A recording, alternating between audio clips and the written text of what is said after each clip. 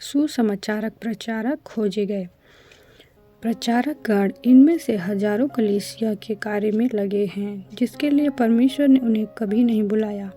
मसीह की देह के लिए यह समय है कि प्रचारकों के कार्य को निर्भीकता से निर्धारित करें। यदि आप पूछें कि परमेश्वर ने प्रचारक क्यों दिए, तब बहुत से पासवान नाराज हो जाएंगे। हमेशा से यह सत्य बना रहा कि परमेश्वर आज ठीक जैसे कलवरी पर आत्माओं के उद्धार की चिंता करता है, और जब यीशु स्वर्ग पर उठा लिया गया, उसने सुसमाचार प्रचारकों के कार्यों को कलीसिया में स्थापित किया था कि उसके महान कार्य को पूरा करें। इफिसियों 4:8-16। भूतकाल में त्रासदियाँ हुई। जब द्वार खुले तब पाया गया कि बहुत से मसीही कार्यकर्ताओं में ईर्ष्या भरी है, क्योंकि वे अपनी मनमानी करना चाहते हैं, ठीक जैसे सोने की खानों के मालिकों ने दावे किए। कभी कभी तो प्रतिद्वंदी आत्मजागृतियों को ध्वस्त कर देते हैं, जबकि फसल काटने वाले मात्र अपने ही झुंड के पक्षधर हैं। ऐसे में फसल काटे बिना नहीं रहना चाहिए। मसीह इसलिए नहीं मरा कि लोगों को जीविका पेशा दे, परंतु खोए हुओं को बचाए। यह साधनों और माध्यमों की पुस्तक नहीं है, परंतु आत्मिक सिद्धांतों की। परमेश्वर आपको साधन संपन्न करेगा, स्रोत उपलब्ध कराएगा। जैसा वह निर्देशित करता है उसी तरह बहुत सारे तरीके माध्यम हैं। लोग जो प्रयास किया और प्रमाणित किया के ढंग से कर रहे हैं, उन तरीकों के बदले अधिक कल्पना युक्त पहुँचों पर कार्य करने की आवश्यकता है। इनमें वे तरीके माध्यम सम्मिलित हैं जिन्हें मैंने प्रयास स्वरूप उपयोग किए और प्रमाणित किया। वे तरीके जिन्होंने भूतकाल में प्रभाव डाला, अब प्रभाव डालने योग्य नहीं रहे। यांत्रिक रूप से काम में लगे रहने को विश्वास योग्यता कहा जा सकता है, परंतु हमारा सुसमाचार प्रचार में प्राथमिक कर्तव्य प्रभावकारिता है, एक तोड़ी मोड़ी जाने वाली विश्वास योग्यता नहीं। वर्षों एक सुसमाचार प्रचारक एवं मिशनरी कॉल के दौरान मैंने अनेक ऐसे तथ्यों को खोजा है जो सुसमाचार में बाधा पहुंचा रहे हैं। यद्यपि इस पुस्तक में मैं इनका खुलासा नहीं कर रहा हूं, पर मैं अनुभव से जानता हूं कि सुसमाचार प्रचार के बहुत से परंपरागत एवं ग्रहणीय तरीके पीढ़ियों से बदले ही नहीं गए। अन्य कारण धर्म सिद्धांत और मनोभावों के हैं जो हमें बताते हैं इस सब को परमेश्वर पर छोड़ दो। कई जोर देते हैं कि परमेश्वर का तरीका आत्मजागृति है, परंतु इसी बीच वे महान आदेश के ले जाने में असफल रहते हैं। कुछ सोचते हैं कि यदि लोगों को उद्धार पाना है तब वे किसी भी तरह से पालेंगे। मान लीजिए ऐसे धर्म सिद्धांत गलत हैं। क्या है विस्मयकारी जोखिम आत्माओं को की अनंत नियति पवित्र शास्त्र के एक विरोधाभासी अनुवाद करने पर निर्भर बने रहना, या एक यूनानी क्रिया विशेष के अनुवाद पर। एक यूं ही मर जाएगा, फिर भी वह मृतक ही है।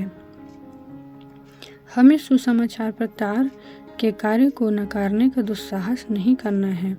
मैं तो एक ऐसे तरीके का उपयोग करूंगा जो मनुष्य द्वारा तुच्छ जाना गया, परंतु परमेश्वर द्वारा अनुमोदित किया गया, और उस तरीके का नहीं जो मनुष्य द्वारा अनुमोदित हो, जो कि परिणामों को प्राप्त नहीं करता है। इसी कारण मैं इस पुस्तक के लिए कोई क्षमा नहीं मांगता। मैं इसलिए नहीं लिख रहा कि मनुष्य का अनुमोदन मिले। मैं परमेश्वर के अभिषेक को उन सब पर उंडेले जाने के विषय को बता रहा हूँ जो कि पर विश्वास से कदम उठाने को तैयार है। इस पुस्तक का तापमान बढ़कर गर्म और अधिक बहुत गर्म हो जाता है। इसकी लपटें झुलसाती हैं। लोग जो इन पृष्ठों को पढ़ते हैं वे अग्नि बीमा को दूर कर देंगे, हटा देंगे, क्योंकि मैं पूर्ण निश्चय के साथ कहता हूँ कि पुरानी धारणाएं मसाल बन जाएंगी। मेरा संदेश एक तरफा नहीं है, परंतु यह हृदय की एक ही इच्छा एकता से निकलता है। मैं महान आदेश पर हथौड़े की मार करता हूँ, क्योंकि मैं जानता हूँ कि इस पर अत्यधिक जोर नहीं दिया जा सकता है। मैं दिन और रात परमेश्वर को अपनी पीढ़ी का उसके लिए जीते जाने हेतु पुकारता रहता हूँ। अग्नि के द्वारा सुसमाचार प्रचार ही मात्र उचित एवं संभाव्य हल है। मैं निरंतर क्षितिज को निहारता रहता हूँ उन अभिषेक प्राप्त पुरुषों एवं स्त्रियों के लिए कि वे परमेश्वर के वचन की इस चुनौती को पवित्र आत्मा के सुसमाचार प्रचार करने के लिए ले लें। मैं विश्वास करता हूँ अभी भी उत्तम किया जाना बाकी है। वह समय शीघ्र आ रहा है जब संपूर्ण संसार हमारे परमेश्वर और उद्धारकर्ता की स्तुतियों से गुंजायमान हो जाएगा। सब देशों में और प्रत्येक भाषा बोली में वह दिन प्रायः अभी है जब प्रत्येक जीव मान लेगी कि परमेश्वर पिता की महिमा के लिए हर एक जीव अंगीकार करेगी कि यीशु मसीह ही प्रभु है। फिलिपियों 2:11 पढ़ें। यह पुस्तक उन बातों से भरी है जो परमेश्वर ने मुझे सिखाई और मुझे अनुमति एवं अवसर दिए कि वर्षों तक अनुभव करूं। मैं केवल एक कारण से लिख रहा हूं, दूसरों को प्रेरित करूं कि वे सुसमाचार प्रचार का कार्य करें। 2 तीमुथियुस 4:5 देखें। किसी भी पवित्र आत्मा की सेवा के लिए जो सिद्धांत आवश्यक हैं उन्हें इसमें रख दिया गया है।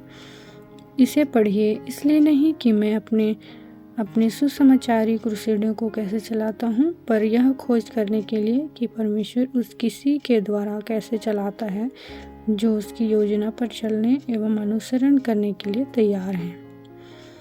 गहन विशेष अधिकार।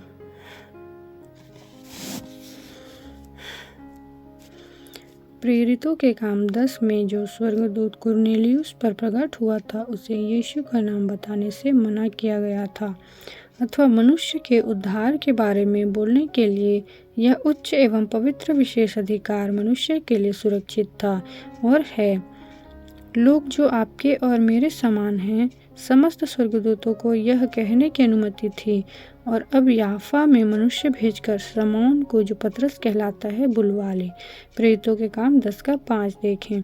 इस गहरे स्वर्ग से सामर्थी साराप को पतरस के उच्च कोटि के विशेष अधिकार के आगे झुकना पड़ा था। परमेश्वर को यह भाया कि आप और मुझ जैसे लोगों को बुलाए और भेजे। हमेशा से इसी रीति से हुआ। परमेश्वर ने 4 सुसमाचार प्रचारकों मत्ती, मरकुस, लूका और यूहन्ना को उपयोग किया कि यीशु मसीह के सुसमाचार के वृत्तांत को लिखें।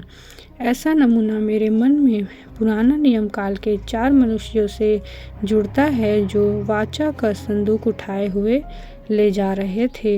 सुसमाचार को ले जाना एक पीढ़ी से दूसरी पीढ़ी में बदलता जाता है, परंतु सुसमाचार एक जैसा ही रहता है।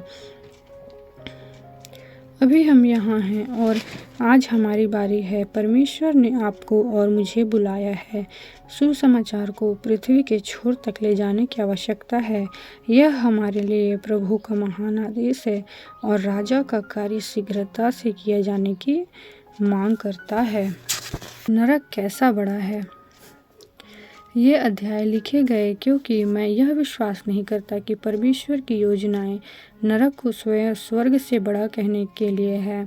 यद्यपि पवित्र शास्त्र बहुतेरों के लिए बोलता है जो अनंत काल के विनाश के मार्ग पर जा रहे हैं। मत्ती 7:13 देखें। इन्हीं लोगों को पुरुषों एवं स्त्रियों द्वारा मूल सुसमाचार प्रचार करने के द्वारा बीच में रोकना है। बहुत से पुत्रों की महिमा में लाने के प्रावधान दिए गए हैं। इब्रानियों 2:10 देखें। और परमेश्वर की स्तुति प्रकाशित वाक्य 7 का 9 बोलना एक सफल उपसंहार है। यीशु ने आदेश दिया, जाओ और सब जातियों के लोगों को चेला बनाओ। मत्ती 28:19।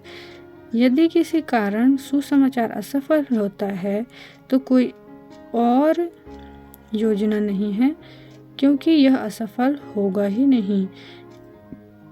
मनुष्य के इतिहास में पहले से कहीं बढ़कर अधिकाधिक लोग आज पवित्र आत्मा में उद्धार पाते हैं, चंगे होते और बपतिस्मा पाते हैं। गति तेज होती जा रही है और यह उस निष्कर्ष की ओर ले जा रही है, यीशु शीघ्र आ रहा है।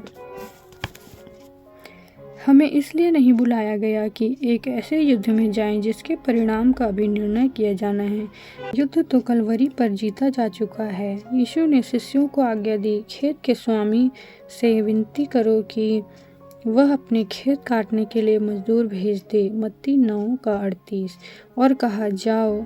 वह ठीक अभी यही कहता है। यह एक हस्ताक्षरित किया गया आदेश पत्र है। आत्म जागृति परमेश्वर से आती है, हाँ, परंतु कब? जब हम अपनी आसान अनाज्ञाकारिता से पश्चाताप करते और बुनियादी कार्य की ओर लौट आते हैं। सुसमाचार प्रचार।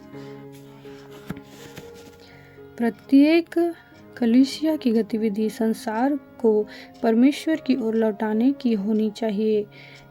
कि हम क्यों प्रतीक्षा कर रहे हैं? नाश होने वालों को बचाने या हमें अपने आप को बचाने की आवश्यकता है?